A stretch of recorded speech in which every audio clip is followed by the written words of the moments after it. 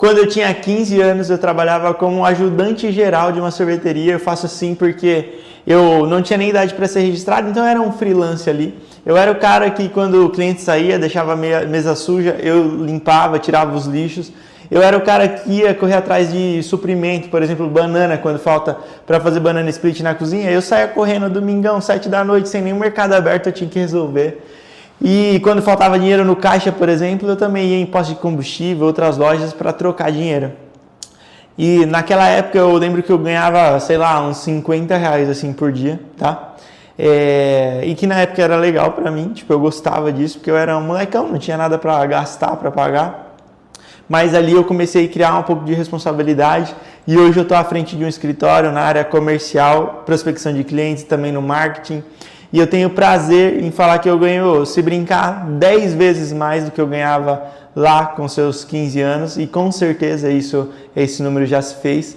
E a trajetória desse ponto até o dia de hoje vai te surpreender. E se você ficar aqui até o final do vídeo, eu tenho certeza que você vai ter ensinamentos valiosos que eu tomei para a minha vida, que foram muito positivos, que você também pode tomar para a sua e mudar aí ou alcançar aquele objetivo que você tanto quer. E antes mesmo de falar dos números, eu quero te dizer que eu não sou nenhum gênio, eu não sou nenhum guru, não sou nenhum especialista em nada.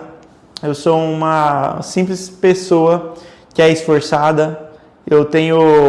Sempre fui uma pessoa muito ambiciosa e não gananciosa. Desde muito pequeno eu quero ainda, né? Porque eu não cheguei no patamar que eu almejo, mas eu sempre queria vencer na vida, eu sempre queria estar no melhor lugar, eu sempre queria ter a melhor posição e sempre com muito trabalho e não de mão beijada. Então isso é importante que você entenda. Mas essa é a minha história e eu vou contar para você a partir de agora. Eu comecei lá com os meus 13 anos de idade, tá bom? E sempre fazendo o que eu podia, né? Porque com 13 anos de idade nós não temos muitas habilidades. Mas eu acredito que Deus sempre encaminha a gente para posições estratégicas e eu sempre fui muito observador, sempre fui à sombra dos meus superiores para aprender aquilo que eles estavam fazendo e sempre fui muito humilde também para escutar e ter feedbacks, ainda que quando a gente é meio jovem a gente não é muito humilde, né, para algumas coisas, a gente não gosta de ser criticado, não gosta de ouvir coisas que nós não queremos, digamos assim. Então esse de fato é um problema para quem é jovem, mas se você está me olhando aqui, está me escutando aqui, e você tem, por exemplo, 13 anos, você já tem que abrir a mente para fazer o que der, o que vier e ter humildade para aprender, porque isso pode ser muito útil para você, como é para mim hoje. Muita coisa que eu aprendi lá com meus 13 a 15 anos, hoje eu uso demais na minha vida e foi um divisor de águas e sempre foi. Tudo que eu construí na minha juventude, até hoje, o pessoal fala, nossa, Matheus, eu lembro dele e tal, ele fazia tal coisa, é assim, é assado, é gente boa, isso me abre muitas portas até hoje. E aí a minha trajetória começou assim, eu comecei lá na sorveteria mesmo, eu lembro que tinha uma sorveteria e a pastelaria, eu ficava entre os dois ali, fazendo compras de insumos, tudo isso que eu falei já na chamada do vídeo. E com 15 anos ali, mais ou menos, eu lembro que eu peguei mais forte na sorveteria, que eu fiquei mais constantemente ali nos finais de semana, de sexta-feira, e conforme eu fui crescendo, chegou um momento que eu fui trabalhar na fábrica, que era uma fábrica de sorvete, e fazia todo o processo ali de pasteurização, produção, trabalhava em máquina descontínua, contínua, enfim, né? Isso não é um detalhe importante para você, mas só para que você entenda que eu trabalhei ali no atendimento ao cliente e desde muito jovem, tratativa com outros profissionais de mercado, de açougue, de postos de combustível, sempre tive essa habilidade de se comunicar, e isso é importante, e eu não nasci com essa habilidade, eu conquistei essa habilidade conforme Deus permitiu e conforme as oportunidades foram acontecendo na minha vida, que me forçaram a aprimorar, a lapidar essas habilidades. Então isso é importante, já é um insight desde muito cedo, eu me coloquei à prova e me coloquei em situações que me colocavam pressão e me forçavam a evoluir. E isso é muito importante. Opa, você chegou até aqui e ainda não se inscreveu no canal e nem curtiu esse vídeo, você tá de brincadeira, né? O único pagamento que eu te peço é esse. Vai agora, curte aí o canal e se inscreve, vai me ajudar demais. Tô contando com você, hein? Se inscreve. Então ali eu comecei a aprender o que era disciplina, o que era rotina, o que era responsabilidade. E eu sempre observei muito os gestores, sempre tive muito próximo Então isso sempre foi algo muito enriquecedor para mim. E a oportunidade de trabalhar, ainda que hoje isso é muito complexo, uma criança, por exemplo, de 14, 15 anos trabalhar, hoje em dia dá bastante problema, mas na época não dava para mim e eu adorava, nunca fui forçado a trabalhar, sempre trabalhei porque eu quis, tá? E isso, mano, mudou a minha vida até hoje. E lembrando que depois da sorveteria eu fui trabalhar numa fábrica de sorvetes e na fábrica de sorvete era um serviço mais pesado, era um serviço mais criterioso também pela questão da higiene e tudo mais. E eu lembro que o que eu menos gostava de fazer era lavar tudo no final do dia, porque tinha assim, mano, uma fábrica de sorvete, eu não sei se vocês já tiveram alguma experiência nesse sentido, mas por exemplo, você começa o dia, você suja tudo e no final do dia você tem que entregar tudo 100% limpo. E 100% é 100%, não pode ficar restígio de leite, não pode ficar matéria-prima aberta, senão estraga, então é muito trampo. E fora que o sorvete você guarda numa câmera fria, e na época era uma câmera tipo assim de menos 27 graus, era pesado, tá? E ali eu entendi também, foi um dos insights que eu tive naquela experiência, foi que é um trampo pesado demais, entendeu? E juntando essas duas, tanto a sorveteria quanto a fábrica, um dos insights que me veio, e isso eu falo para todo mundo que vem perguntar, Matheus, eu quero empreender e tal, tô pensando em abrir um comércio, e quando você pensa em abrir um comércio, eu acho que você tem que ter a tranquilidade de entender que você vai trabalhar enquanto as pessoas estiverem se divertindo, porque o comércio se movimenta dessa forma, tá? Principalmente na alimentação, tem alguns segmentos que são mais tranquilos, como que não sejam comércio de alimentação ou de shopping, por exemplo, tá? As lojas de rua que não são de alimentação são um pouco mais tranquilas, mas eu, por exemplo, não teria também, tá? Não hoje. Pelo simples fato da dedicação que você tem que ter, do processo que você tem que ter, e também pela doação do seu tempo de qualidade, tá? Comércio, geralmente, pô, aqui, por exemplo, hoje eu estou em Minas, Uberlândia não é tão forte assim, mas, pô, em São Paulo é 7 dias por semana, dali das 8, a sorveteria abria às 11, por exemplo, mas das 11 às 10 ou das 8 às 6, mano, é muito trampo e você tem que entender que, por exemplo, no alimento, hamburgueria, sorveteria, restaurante, pizzaria, mano, quando as pessoas estão se divertindo é o momento que você vai mais vender. Então, final do ano, feriado, domingo, são dias que você precisa trabalhar e isso tem que ser um raciocínio para que você tome decisões nesse sentido, ok? Você tem que pensar nisso sempre. Um fato muito interessante aqui que eu quero trazer, e eu lembro que um dos meus sonhos, assim, na época, era com 18 anos, ganhar mais do que R$2.000, veja bem. E na época era muita grana, entendeu? Porque eu lembro assim que a minha faculdade, eu faria uma faculdade de Direito, eu fiz faculdade de Direito, e eu lembro que a mensalidade numa faculdade barata era tipo uns R$1.300. Aí eu pensava assim, pô, 1.300 era meu método de, como que eu posso, de análise, tipo assim, pô, R$1.300 é para pagar uma faculdade, e na época a faculdade era uma coisa tipo assim, muito importante. E eu queria viver a minha vida, comprar minhas coisas, e todo mundo, tipo assim, o meu ciclo social daquele momento, o normal era ganhar um salário mínimo, tipo assim, e ganhar um salário mínimo com 40 anos, tá ligado? E eu, pra mim, com 18 anos, ganhar R$2.000 era um sonho, assim. E eu lembro que eu fiquei muito realizado que no ano que eu fiz 18 anos, eu lembro que eu estava ganhando R$2.000, sabe? E essa foi uma coisa que me marcou demais.